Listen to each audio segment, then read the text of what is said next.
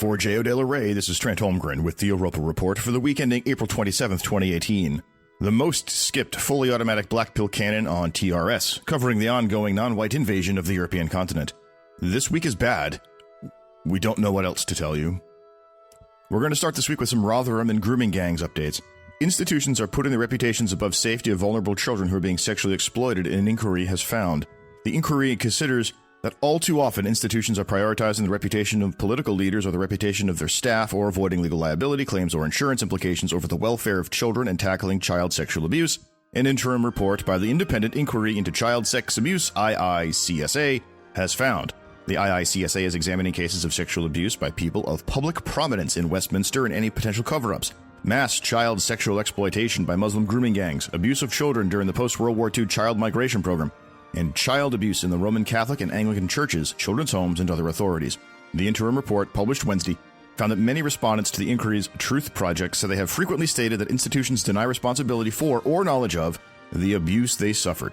The interim report also found that, like many victims of Muslim grooming gangs in Telford, Rotherham, and Rochdale, victims were sometimes considered complicit in their own abuse and even called prostitutes. Children are still accused of child prostitution, risky behavior, and promiscuity, and as a result continue to feel blamed or responsible for the sexual abuse they have suffered, rather than being the victims of serious criminal acts, the report says. From a separate story on Rotherham in particular, the number of investigations into the police response to allegations of child abuse and Muslim grooming gangs in Rotherham has increased to nearly 100, the police watchdog has revealed. The Independent Office for Police Conduct, or IOPC, said they had identified potential misconduct, and at the beginning of April, they were overseeing 98 investigations into the response of South Yorkshire Police compared with 62 at the same point last year. In a statement released Wednesday, they add that 33 current and former police officers were still under investigation, with a further 45 completed inquiries. Among the investigations is one of former South Yorkshire Police and Crime Commissioner Sean Wright for allegedly committing perjury when giving evidence to the Home Affairs Select Committee in 2014. The police have been accused in a government report of ignoring sex abuse claims because of political correctness and fear of accusation of racism, as well as allegedly blaming some child victims. Maybe things are better in France. Spoiler alert, they're not. Paris prosecutor Francois Molins claimed that 416 French nationals have helped finance Islamic State, while intelligence services estimate the terror group to have at least 3 billion euros in funds. Prosecutor Molins said that he was alarmed by the number of French nationals helping to finance Islamic State, but added that many were not giving large sums, speaking of a multitude of microtransactions funding the terror group, L'Express reports. Molins also listed the approximate costs of several major terrorist operations in recent years, claiming that the Charlie Hebdo massacre in January 15 had cost roughly 25,000 euros, while Bataclan massacre, which saw multiple gunmen and suicide bombers kill 130 victims, cost 80,000 euros. According to intelligence services, the total amount of cash possessed by the Islamic State is estimated to be around 3 billion euros. Sweden is now up to their predictable madness. Toll paid. A middle-aged Swedish woman was raped and abused by 2 Afghan asylum seekers in their asylum accommodation, Fria Teeter reports. The woman, who was a member of a Facebook group against migrant deportations, tried to prove that xenophobes are wrong about the fact that Afghans are dangerous. The woman was raped and harassed on December 26th last year. She wanted to meet someone during a night out, and when she was unsuccessful, decided to go with 2 Afghan men, she told the police. She met 2 unaccompanied refugees from Afghanistan outside of a pub and decided to accompany them to their asylum center in Ljungby.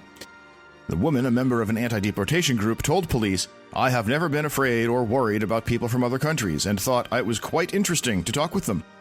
When they arrived at the men's room in the asylum accommodation, things changed rapidly. They drank alcohol and one of the men started touching her, even though she told them she didn't want to and against her repeated protests. Later, one of the men, called Anwar, raped her vaginally and anally, while the other masturbated next to her. "It was a very painful experience," she said. After getting away, the woman called the police. The 2 Afghans were arrested and were convicted last week by the Vaxio District Court. Anwar is convicted of rape. His sentence was 1 year and 3 months in prison. He will also pay 13,000 euros in damages to the woman. Fardin is sentenced for sexual abuse, and he will pay 2,300 euros in damages to the victim. The prosecutor never asked Fardin to be expelled. How about a blood boiler from Germany?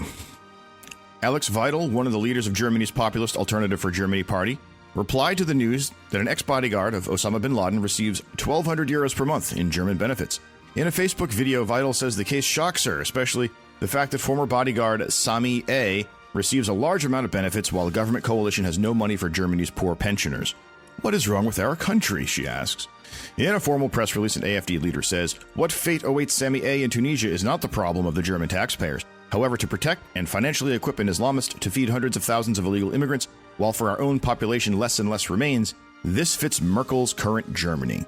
She adds that she wants to shift the country's priorities and the idea of Germany last should stop. I demand that the priorities be finally set so that the motto of German politics is no longer Germany last, more money for our pensioners. We can't take any more either, dear listeners, so let's head out east for some good news and then get out of here. Clever Hungarians are leaving the rest of the world without any excuses. Hungary plans to contribute 5 million euros towards building a hospital in Syria, and construction will go ahead once the security situation allows.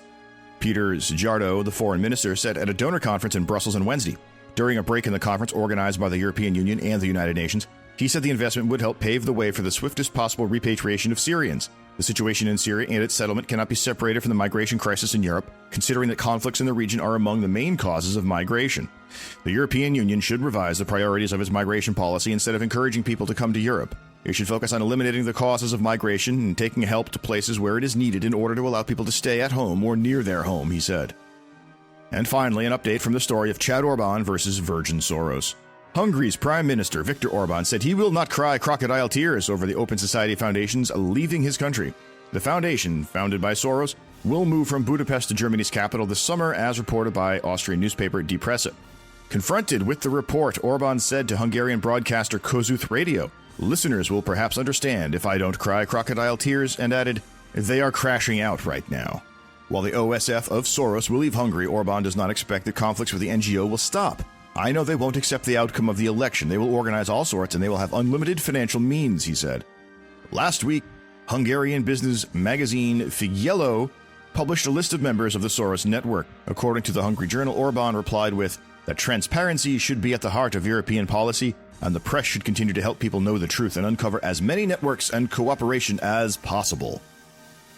The Europa Report would like to thank Autolycus. This week, we sourced stories from voiceofeurope.com and Breitbart London. Please support their efforts.